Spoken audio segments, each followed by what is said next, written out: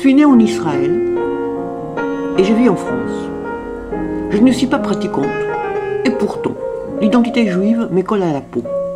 Je ne comprends pas pourquoi. Alors, je pars avec ma caméra à la rencontre des juifs et non-juifs. Je leur demande de me répondre en 1 minute à cette question qui m'obsède. C'est quoi être un juif? Oula, en 1 minute, extraordinaire défi. Il me faudra moins que ça, chère madame, pour vous répondre à la chose suivante. Oui. C'est la manière dont on veut l'être. Voilà, 3 secondes. Alors vous voulez que je développe un tout petit peu quand même? Ah oui. Je pense qu'il y a 2 grandes dimensions identitaires. Il y a la dimension qu'on va appeler religieuse, cultuelle, théologique, liturgique en quelque sorte, qui existe depuis au moins le don de la Torah au peuple juif dans le Sinaï. C'est la manière, en tout cas, dont c'est perçu par les juifs croyants et pratiquants. Là, vous avez une religion, avec un livre, avec des rabbins, des synagogues, des lieux de culte, etc.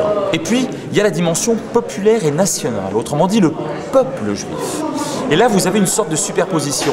Vous êtes un peuple lorsque vous avez la représentation de l'être, comme le dit mon maître en géopolitique Yves Lacoste. Eh bien, je constate qu'un certain nombre de juifs, nombreux, depuis des centaines d'années, sinon des millénaires, mais en tout cas depuis l'avènement du sionisme au XIXe siècle, se représentent comme les membres d'un peuple. Autrement dit, des gens qui ont une langue en partage, un territoire en partage, le territoire des Hébreux de l'Antiquité, des coutumes, des modes vestimentaires, culinaires, etc. Bref, qui se représentent comme un peuple et pas nécessairement comme les adeptes d'une religion. Et c'est la raison pour laquelle on peut très bien trouver des juifs non croyants, non pratiquants, de la même manière qu'on peut trouver des juifs ultra-orthodoxes, très croyants, très pratiquants, mais qui ne se sentent pas appartenir à la destinée du peuple juif au sens sioniste du terme. D'accord. C'est plus qu'une minute. Bah, merci beaucoup. Mais je vous en prie, chère madame.